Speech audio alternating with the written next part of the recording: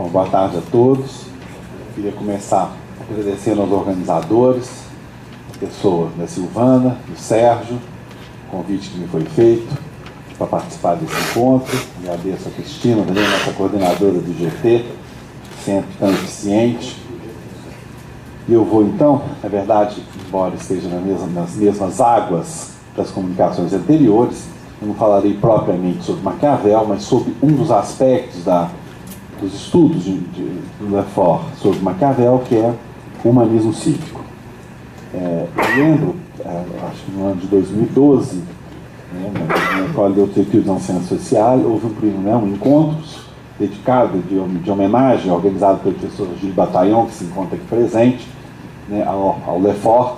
E o Pierre Paché, que nós pudemos ver no vídeo que foi apresentado, que foi um amigo e mais do que isso, mais do que um amigo do Lefort, enfim, o acompanhou, discutiu, brigou, enfim, foram muito próximos. Ele disse, num dado momento, numa intervenção, que aquele era o colóquio da morte do Lefort, significando que era a primeira vez que se falava do Lefort, após a sua morte.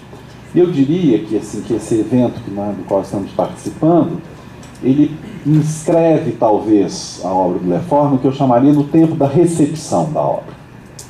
Aqui entre nós se encontram pessoas que foram suas amigas, amigos, ao longo da vida inteira, praticamente, muitos alunos do Lefort, orientandos, e cada vez mais leitores. Eu acho que há, então, uma progressiva mudança em que a obra ganha seu tempo, se inscreve. E por isso, nesse sentido, eu acho que é uma espécie de historicização que permite, por exemplo, as comunicações, as críticas, os debates, e que faz, então, que Lefort se refira cada vez mais, para muitos de vocês, certamente, essa figura intelectual, me falso lembraram ontem, a qual tantos de nós têm uma dívida grande, mas que passa agora, digamos assim, a ser visto, a ser acompanhado pelo seu grande legado. E eu vou escrever essa minha pequena comunicação hoje, já nesse domínio da recepção. E essa recepção, eu acho que ela se faz de várias maneiras. Na verdade, pela polêmica quanto a algumas das suas posições, pela visão diferente, E eu vou fazer uma coisa talvez mais simples, mas eu vou querer acompanhar um pouco a relação que Lefort entreteve ao longo de praticamente toda a sua vida com o tema do humanismo cívico, e que muitas vezes aparece para muitos dos leitores como uma espécie de vias menor da sua leitura do Maquiavel. Que eu vou tentar apresentar uma hipótese, será apenas uma hipótese, eu sei que eu não tenho tempo para demonstrá-la, de que há nisso, e já me colocando no lugar dessa recepção da obra, um engano. Há uma crítica, portanto, que, digamos, preside essa apresentação, e essa crítica se dirige, eu posso dirigi-la sobretudo a mim mesmo. Ou seja, apesar de ser um leitor do Lefort, digamos, de forma mais popular, eu sempre comi mosca com relação a essa presença do humanismo cívico. Em minha defesa, eu vou apresentar uma pequena defesa, que não desculpe, e depois apresentar uma hipótese de leitura. Eu não terei como demonstrar essa hipótese totalmente, mas eu pretendo ancorá-la no material ainda não público. Mais uma vez, um agradecimento ao professor Gilles Bataillon, que me permitiu usá-lo e me disponibilizou, que estão presentes, são textos presentes nos arquivos Lefort, que estão hoje depositados na École des Hautes Études, e que permitem, então, esclarecer e, digamos, descobrir novas vias. Eu vou mostrar, por meio de uma parte desses arquivos, como a visão minha, em particular, era reduzida com relação à relação do Lefort com o humanismo cívico. Mas, em minha defesa, eu queria dizer que o próprio Lefort é, em parte, apenas responsável por isso, porque ele diz, lá nas Formas da História, eu cito o Lefort, ele diz: foi a leitura do Maquiavel que me fez reconhecer os caracteres singulares da sociedade florentina e do discurso humanista no começo do Quattrocento. Eu acho que muitos dos seus leitores embarcaram nisso e fizeram, então, do humanismo cívico essa espécie de apêndice da leitura do Maquiavel. Mas também há um fato, que o próprio Lefort já dissera que tinha desejado fazer uma obra, dedicar uma obra exclusivamente a Florença. E se nós olharmos, é isso que eu pretendo mostrar para vocês, com outros olhos, essa recepção do humanismo cívico, nós vamos ver que as problemáticas não coincidem com aquelas do Maquiavel. Eu partilho do meu amigo Elton essa ideia de que o Lefort ele apresenta uma leitura potentíssima do Maquiavel, e eu apresento num livro organizado pelo Martin Plot, eu tentei expor um pouco melhor isso. Eu acho que a filosofia política do Lefort tem um acento teórico muito claro, muito definido no seu Maquiavel. Se alguém pergunta, mas onde está a filosofia política no sentido mais conceitual, mais forte? Leia o Maquiavel. Leia o Maquiavel porque ali está uma bela leitura da obra de Maquiavel, mas ali está a filosofia política do Lefort, constituída nesse embate com a obra. Mas esse equívoco, portanto, da minha parte, poderia ter sido desfeito se tivesse eu prestado mais atenção a algumas considerações que não estão nos textos de arquivo. Lefort diz, por exemplo, que gostaria de dedicar uma obra a Florença, começando justamente por aquilo que o Sérgio acabou de lembrar, pelas revoltas dos Chomp, até o momento em que a família Médici retoma o poder, ou toma o poder, em 1434. Nós vamos ver que esse período não é, digamos, tirado da cabeça dele, e nem é propriamente um período que ele escolhe por razões estritamente historiográficas. Embora a marcação historiográfica esteja presente, não é essa a marcação. E não é essa a marcação porque, diz Lefort, que nesse período é possível ver algo que ele chama, nos termos dele, o nascimento de uma concepção racionalista e universalista da política. Lá nos humanistas cívicos. Ele não diz isso primariamente em relação a Maquiavel, ele diz isso em relação aos humanistas cívicos. Contra, e ontem esse tema apareceu aqui, o que ele chama de uma representação teológica do mundo. Portanto, os humanistas aparecem como um lugar de pensar a modernidade, o surgimento da modernidade, e Lefort diz, há um conceito que nos ajuda a fazer essa migração, que é a ideia de ideologia. Como nós vimos no vídeo ontem, Lefort tem uma relação muito interessante com o conceito de ideologia, porque de um lado ele preserva, e ele, no vídeo que é de o filme que é de 96, ele ainda diz, há muito da concepção marxiana da ideologia que nós devemos e podemos conservar. Mas, ao mesmo tempo, ele diz, não se trata de descolar um conceito de ideologia em Marx e aplicá-lo. Isso daria errado.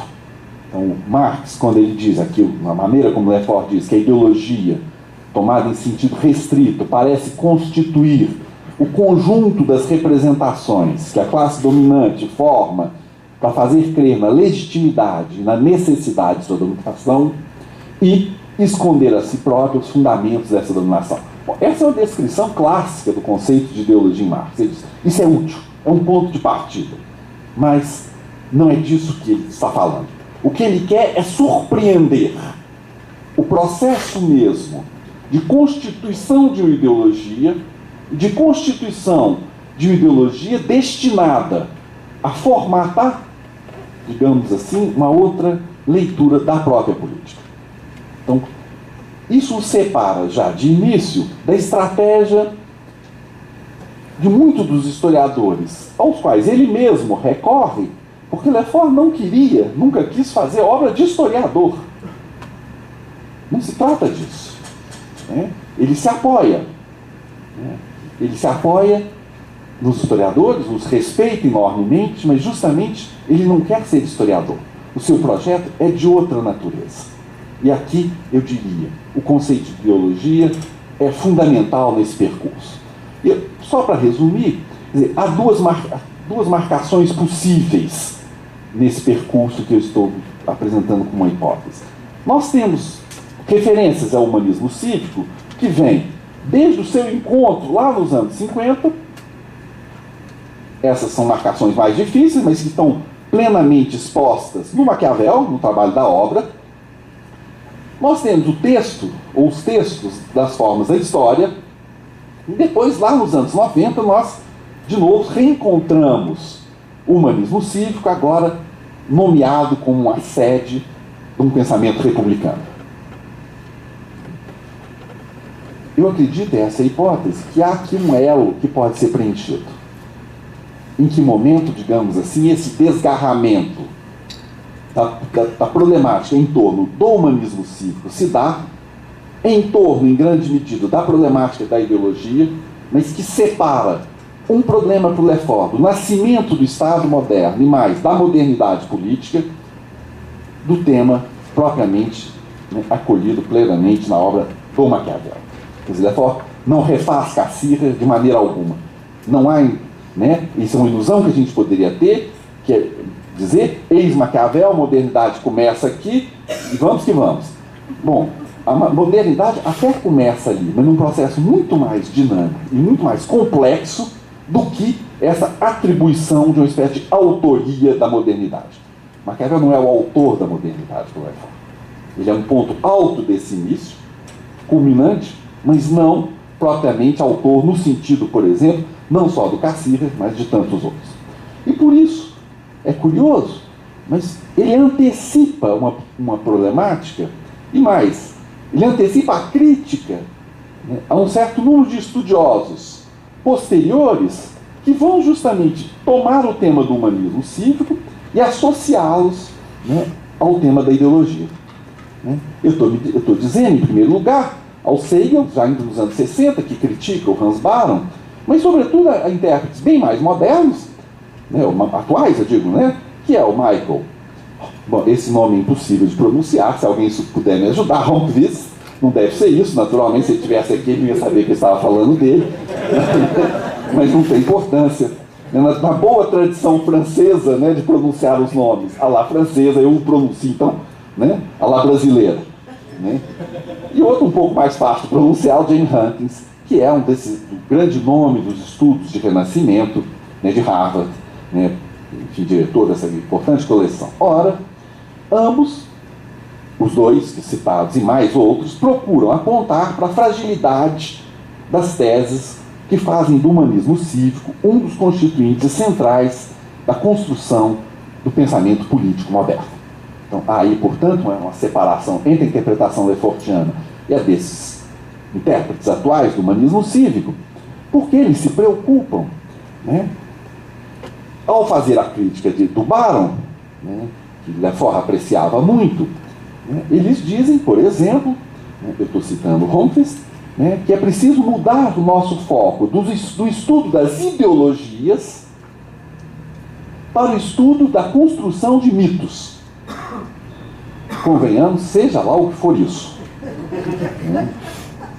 Na mesma direção, o Huntins vai dizer, se referindo a Bruni, que é um autor essencial desse período que Lefort estuda, não pode ser descrito, diz ele, como um homem com um profundo comprometimento ideológico com uma constituição republicana.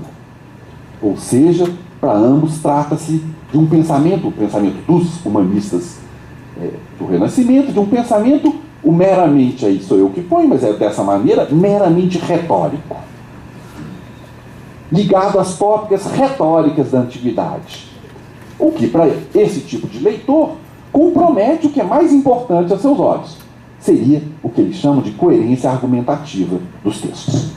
Então, essa, né, do ponto de vista do método, é uma migração intensa de duas coisas, que é, de um lado, o privilégio absoluto da coerência do texto, e de outro, de uma concepção política que esconde a sua origem. Por que esconde a sua origem? É uma concepção da política que nega a retórica, como se negar a retórica não tivesse um custo político, da maneira mesma de se conceber a política.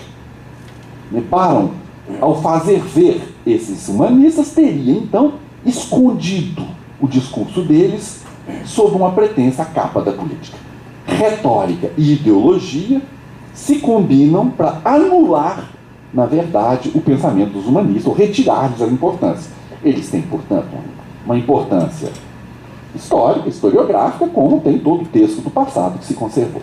Ora, o humanismo cívico, né, ao qual se dirige Lefort, evidentemente, não tem nada a ver com esse tipo de abordagem. E é interessante porque a crítica que a gente pode fazer a essas pessoas foi feita pelo Lefort antes que eles estivessem escritos.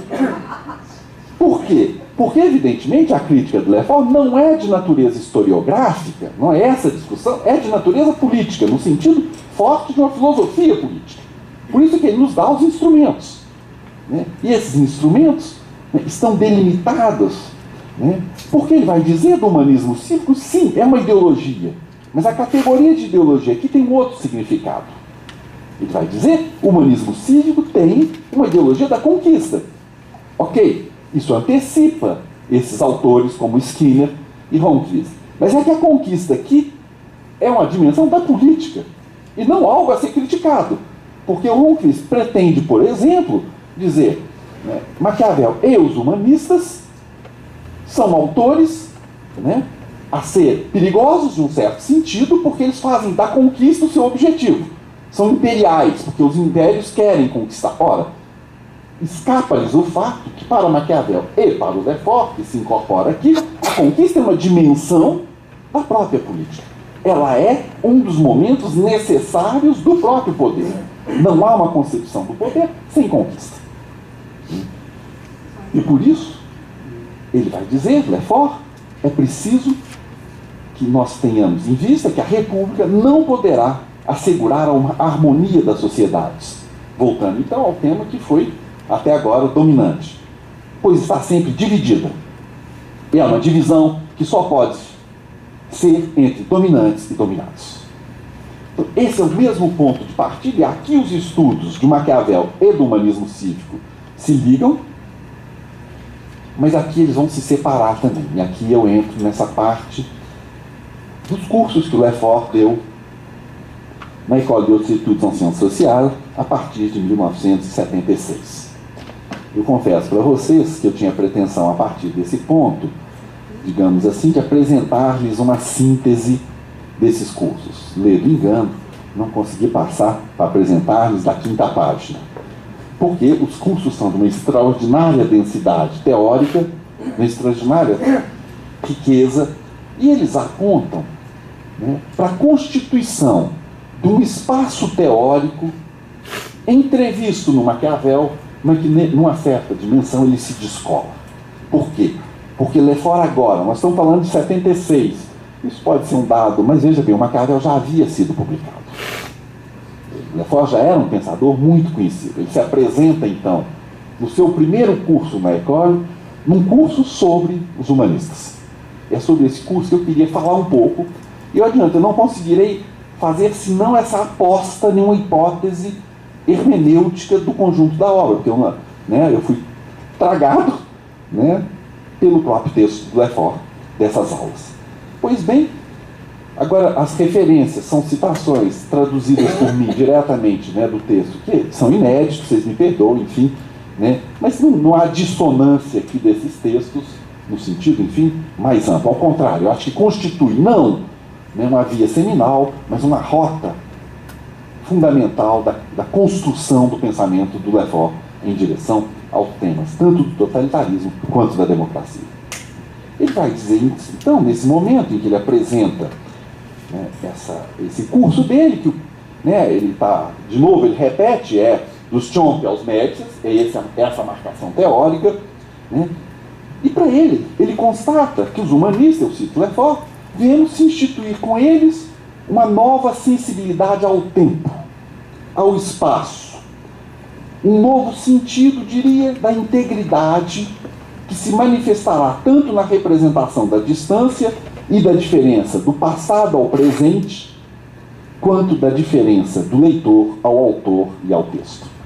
Recupera-se o tema da narrativa nesse ponto. Floresce a seus olhos o local de uma experiência que permite-nos interrogar a função simbólica do poder e as diversas articulações que constroem uma sociedade em seu vínculo com o saber, com a lei e com a cultura. E ele esclarece, né? Ao estudar Florença, o que se busca, eu cito, é uma inteligibilidade que esclareça os fenômenos da política, os fenômenos da cultura e a ideologia em geral. Isso é o Lefort falando. De forma mais ampla, né, ele vai dizer algo em total consonância com o resto da sua obra. Florença nos ensina a pensar o político. Ora, é claro que ele estava absolutamente consciente das dificuldades que o esperavam, sobretudo porque é preciso ver que ele fizera, naquele momento, de uma sociedade particular, num momento particular, um objeto privilegiado de estudos. Mas longe de fugir aos problemas postos por sua demarche, ele os enfrenta recorrendo à crítica às limitações do que ele entende ser a sociologia política do seu tempo. Ao mesmo tempo, ele lembra a maneira como Merleau-Ponty criticava as diversas formas de objetivismo. É a natureza do seu projeto intelectual que me interessa nesse momento. Porque, de um lado, ele consolida algumas tópicas do seu pensamento que já haviam surgido em seus escritos anteriores, mas que recebe agora, eu diria, uma formulação mais decantada e que parece sinalizar por uma mudança de rumos que, longe de negar o percurso teórico empreendido, o aprofunda em novas direções.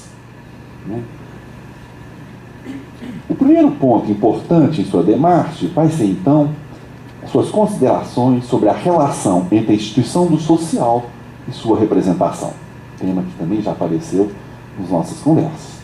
Nos anos 50, Lefort se interessara pela cena política internacional, o que nós podemos entrever em seus escritos para a revista Socialismo e Barbárie. Num primeiro momento, o diálogo com a tradição marxista o conduziu a pensar a revolução e o papel do proletariado em relação com a crítica que fizera nascer a revista, que se pretendia não apenas um órgão de debates, mas uma verdadeira organização de lutas comandada por uma vanguarda à distância, tanto do Partido Comunista Francês, quanto do Partido Trotskista, ao qual ele mesmo pertencia. Isso será depois motivo da sua ruptura com Castoriadis.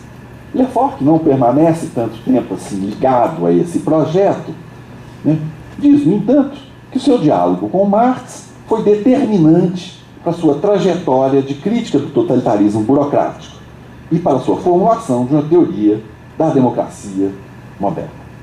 Eu estou me referindo aqui a uma entrevista que ele dá para o Ilan Smith, né, que foi publicada, né, posteriormente no Le Temps Présent. Mas o que é importante é que nessa lógica, ao romper com uma certa tradição que separa a representação da instituição do social, Lefort aponta para um caminho que o afasta justamente de alguns intérpretes atuais, mais uma vez, do humanismo cívico. Muitos deles, Alison Brown, por exemplo, muito recentemente, fala na necessidade de desmascarar o republicanismo do Renascimento. Ora, o que Lefort vai fazer é justamente nos mostrar, a priori, como essa frase não faz sentido.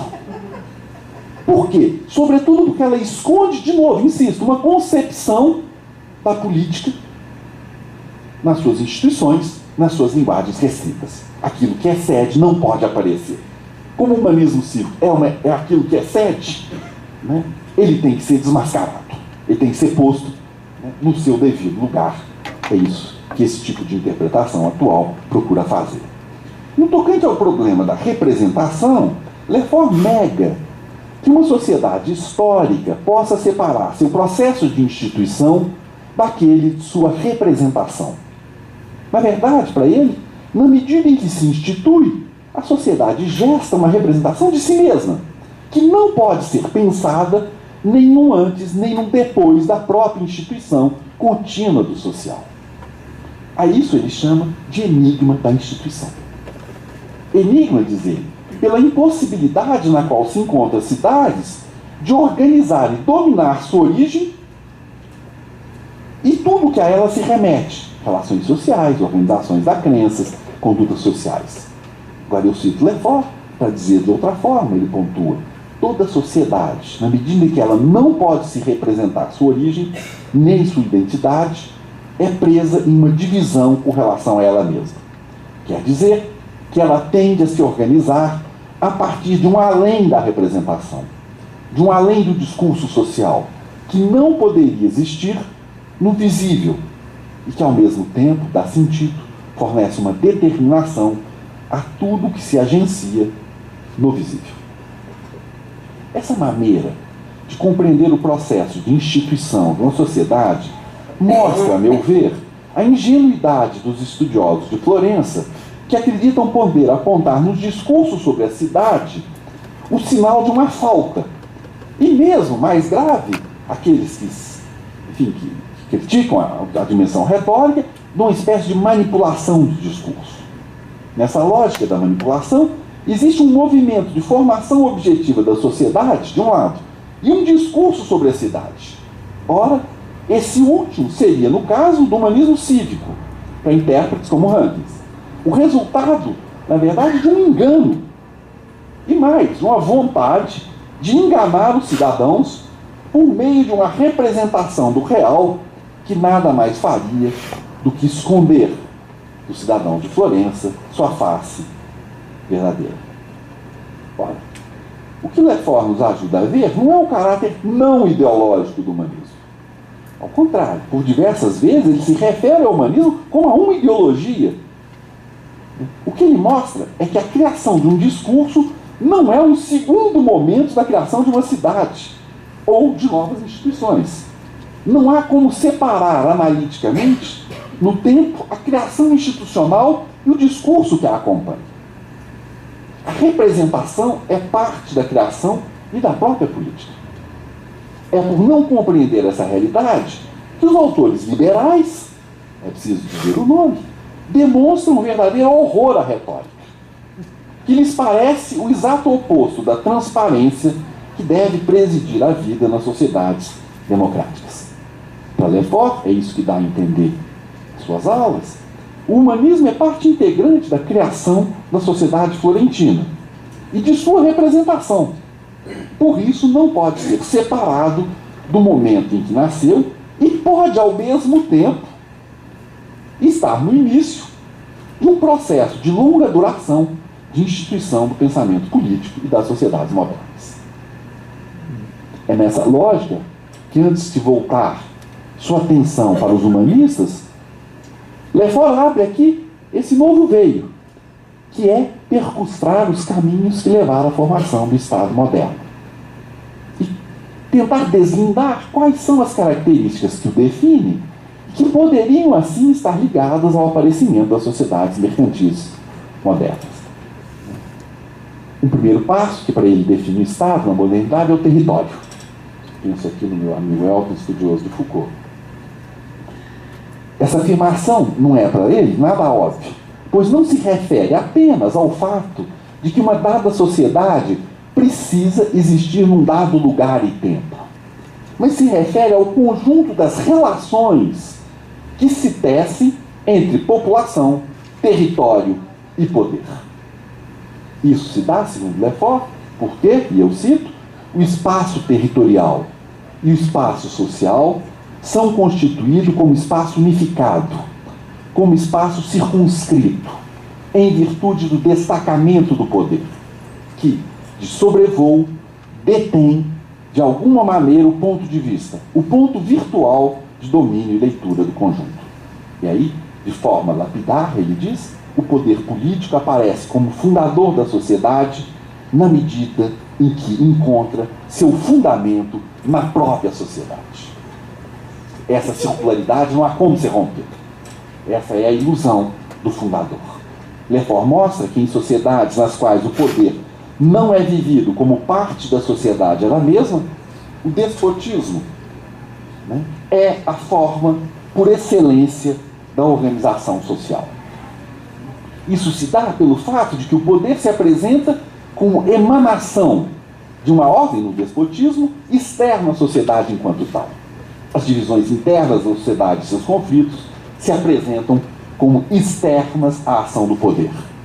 E, por isso, externas à ação interior da própria sociedade. Eu acho que essas são considerações tremendamente importantes para aquilo que ele fala logo depois sobre o totalitarismo. Porque, ao contrário do que a interpretação liberal tende a dizer, é a diferença entre as sociedades modernas e as sociedades regidas por um outro conjunto de referenciais, teológico-políticos, por exemplo, que o levam a pensar o humanismo como um momento inaugural do Estado moderno. Ele se define pela impossibilidade de assinalar a origem da lei e, por consequência, do conhecimento e da divisão social. Com essa observação, Lefort inicia, de um lado, uma crítica que ele já vinha feito ao marxismo, que, acentuando o conflito de classes, pretende remeter em sua dimensão essencial à disputa econômica. Ora, Lefort, atento a isso, observa uma coisa relativamente banal, é que o auge econômico de Florença acontece antes do discurso do humanismo cívico. O humanismo cívico é a constituição de um discurso da crise econômica e não da dominação econômica. Chamando a atenção para o problema do surgimento do Estado moderno, ele não pretende negar o papel das relações econômicas, mas ele quer integrá-las num processo muito mais amplo do que aquele de uma luta entre grupos sociais antagônicos. É a natureza fundante do conflito e, ao mesmo tempo, a percepção de que ele não pode ser reduzido a apenas uma de suas dimensões que distancia Lefort do marxismo, com o qual, no entanto, ele mantém ao longo de toda a sua vida um discurso e um diálogo fecundo e impactante. Para pensar a natureza do Estado, já estou terminando, é preciso lembrar, eu cito, que o poder político, ao mesmo tempo que ele se destaca da sociedade, só se define por meio da relação que ele, poder político, entretém com ela ou que nela encontra seu fundamento. Dessa maneira, para entender a singularidade do poder político dos Estados modernos, é necessário reconhecer que ele porta em si a marca da busca pela universalidade dos seus fundamentos. É busca, não é encontro. É busca da universalidade dos seus fundamentos. E, ao mesmo tempo, é preciso reconhecer a fragilidade decorrente do fato de que o Estado concreto é fruto da contingência que o instaura e que se encontra no interior mesmo da sociedade que eu vi nascer. Poder e sociedade, Estado e sociedade estão entrelaçados na modernidade de tal maneira que é impossível pensar um dos polos sem remeter ao outro. Só há Estado porque a autoridade política exerce seu poder à distância da sociedade. Essa, por sua vez, reconhece a si mesma pela afirmação da distância que a separa do poder político ativo. Lefort critica assim os pensadores que tendem a só ver no Estado moderno seu aspecto repressivo. Embora não cite que é possível que estivesse pensando em Foucault nesse momento. O que lhe interessa é que, ao se tornar visível por meio das suas ações, o poder político desvela a sua contingência, não sua universalidade. E, portanto, o fato de que ele se institui por meio da busca de uma posição universal de legitimação, mas ela não o porta para todo sempre, e nem pode ocultar da sociedade que lhe é coetânea sua fragilidade essencial. Nesse processo de constituição do poder, nós podemos pensar, por meio da referência, a afirmação do poder da oligarquia florentina do começo do século XV, surge a necessidade de afirmação de um discurso do poder, diz Lefort, que tende a tornar inteligíveis e legítimas suas decisões. De um ponto de vista moderno, mesmo se há, eu reconheço, algum anacronismo em dizer disso, encontram-se aí os discursos dos humanistas como Salutati e Bruni, mas é preciso, contra os intérpretes liberais, ver que não há, segundo Lefort, exterioridade desses discursos à constituição do poder mesmo ao qual ele serve. Para Lefort, não há distância entre o estabelecimento do poder e a busca de um discurso de justificação dos seus atos. Se isso ocorre, é porque nós não estamos mais nas águas da modernidade e muito menos do republicanismo e da democracia, que são os horizontes lefortianos. Os intérpretes liberais de hoje não compreendem nessa lógica, a dimensão instituinte do poder, e menos ainda o papel que os discursos que ele gesta têm na formação do Estado e da sociedade moderna. Não veio, além disso, que a afirmação de um discurso do poder, eu cito Lefort, ao delimitar um campo político, libera o não político enquanto tal.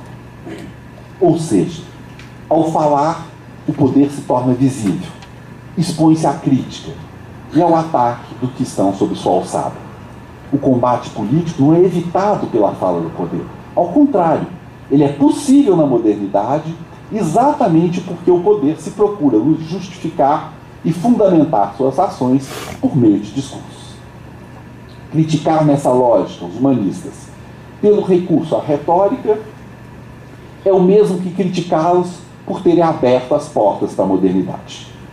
Autores que, como Rankes e Seidel, desacreditam a retórica dos humanistas são obrigados a negar-lhes a importância na criação do caminho que levará à modernidade a se construir dentro de alternativas, tais como apresentadas aqui. Lefort parte em outra direção. Apoiado nas considerações anteriores, ele parte para elucidar o papel que conferiu a um grupo de homens que soube compreender a natureza das mudanças pelas quais passava a sua sociedade e, com isso, foi parte ativa na construção das sociedades modernas. Bom, o segundo capítulo terá que ser em outra ocasião. Obrigado pela atenção.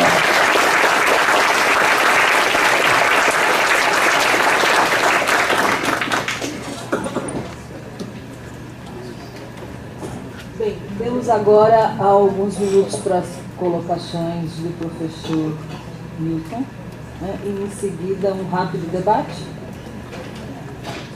Uns 15 minutos no máximo vamos ter, senão vamos prejudicar a apresentação da segunda sessão da tarde. Bom, boa tarde, muito obrigado. E para mim é uma grande satisfação estar aqui com os amigos, com Elton, com Newton, os mineiros, né? O que eu vou apresentar é muito rápido. Eu gostaria de, antes, se eu tivéssemos tempo, conversar um pouco mais, porque o Newton falou da recepção. Então, exatamente a questão mais importante seria a recepção. E eu faria uma pergunta, por exemplo. É claro que vocês estão no olho do furacão da questão que o Lefort apresenta como obra, o trabalho da obra, né? Quer dizer, o que significa, qual o significado do alcance, né? Numa visão da recepção do Maquiavel, e agora, falando da recepção do Lefort, né? A dimensão da expressão lefortiana de obra, o sentido de Lefort, né? O trabalho da obra, o que ele faz de Maquiavel de maneira extraordinária. Então, a possibilidade de leituras, né? Divergentes, né? Exatamente por esta percepção fantástica do que significa o trabalho da obra, né? Só comentando muito brevemente, é claro que, Milton, quando você fala, obrigado pela questão, que se dirigia, no fundo, mais ao Lefort do que a quem hoje o lê. Porque, evidentemente, claro, essa questão pode ser abordada do ponto de vista do autor, mas aí é um outro trabalho, a professora Beatriz vai nos falar um pouco disso, que terá que ser feita por outro tipo de fontes mais pessoais, ligadas à sua biografia. Porque não me parece, quer dizer, que o Lefort, enquanto autor, tenha se preocupado ele mesmo em se colocar, digamos assim, lefortianamente do ponto de vista da obra. Né? Agora, nada nos impede de ler lefortianamente o Lefort, porque ele mesmo fez isso com Léo Strauss. Né? Quer dizer, Lefort foi um dos que nos ensinou a ler nas trilhas do próprio pensador, quer dizer, que é uma forma de intensificação do diálogo com a obra. Então eu acho que há uma passagem, sim, que nesses encontros está se operando, é que nós estamos conversando cada vez mais, mesmo aqueles que tiveram vínculos mais pessoais, com a obra, que não quer dizer, no registro das memórias afetivas, que isso afete o que quer que seja. Não afeta. Mas é importante que, assim, que aquilo que é o nosso terreno em comum, que nos reúne aqui, é cada vez mais, e é isso que toque, que faz a obra, que é que você converse com ela. Então eu acho que Lefort é um autor interessante, porque como ele tem uma preocupação metodológica muito poderosa, expressa lá uma leitura, nada nos impede de ler hoje Lefort, botar mais um item no seu próprio livro de leituras exemplares. Lefort entra, né, naquela primeira parte do trabalho da obra como mais uma leitura exemplar. Em que sentido? É possível, né, lê-lo com essa metodologia, porque ele funda, de fato, o que ele dizia, um outro veio para ler Maquiavel, e que não é o veio, por exemplo, hoje, né, nas ciências políticas, nem na tradição interpretativa norte-americana, é uma tradição de leitura. O que eu insistiria, para concluir, é que, para Lefort, isso tem impacto numa concepção mais ampla da própria política. Esse ato não é neutro, nem teoricamente, nem politicamente, nas suas concepções. Não há neutralidade possível disso. Não há interpretação de sobrevoo. A interpretação de sobrevoo, ela é uma interpretação, né? Então, esse lugar da interpretação, acho que do Lefort, e é por isso que, num certo sentido, né, nós estamos privilegiadamente, nesse momento, lendo Lefort, como ele ensinou muitos de nós a ler. Lendo o seu trabalho e dizendo, olha, né, e aí, né, enfim, né, o que é tal ponto. E só para terminar, quer dizer, eu sou muito convencido de que reler o Lefort é reconstituir uma filosofia política a parte inteira, né? Tanto no que diz respeito a uma teoria da interpretação, quanto no que diz respeito à escolha das fontes, quanto a um conjunto de conceitos propriamente de filosofia política, e outro, né, do que é a própria filosofia, né, expressa no Lefort na quantidade de fontes literárias, filosóficas, cinema, enfim, culturais, o lugar que isso coloca. Agora, é claro, né, acho que começou o tempo da recepção, né? E nesse momento, num certo sentido, o autor se afasta, né, porque ele mesmo nos ensinou que uma obra é a obra e sua recepção. Então, nós estamos, enfim, no olho do furacão, mas é um furacão, né, digamos que a gente tem um guia, que é o próprio Lefort. Bem, encerramos então. Agradeço a mesa e a todos que estão aqui. Eu acho que a gente retorna dentro de alguns... 10 minutos, por favor, para a gente não atrasar muito a próxima sessão.